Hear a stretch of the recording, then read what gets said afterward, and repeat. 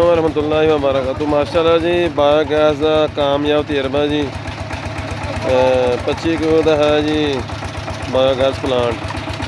अज अपने तकमीन मराहल से पहुँच गए जी। यह फिल्टर लवाया जी, यह फिल्टर बनया है। फिल्टर के बाद जी यह गैस का बाल है लड़के के हाथ। यह पीटर है 25 हाथ पावर का जी। अगे तुम दिखाते हैं जी यह पीटर की रेस है जी। बिल्कुल ना अपनी रेस से चलता पाया है 25 हाथ पावर का पीटर।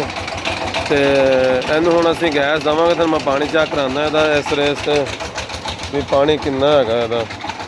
चेक करो जी, यदा 0% पानी है अपनी रेस से। हम उधरों गैस दे रहे हैं जी तो पानी चेक करिए।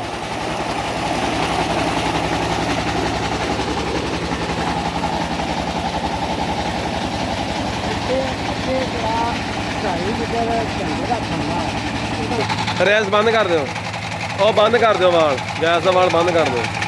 ਹਾਂਜੀ ਫਿਰ ਚੈੱਕ ਕਰ ਲਓ ਜੀ।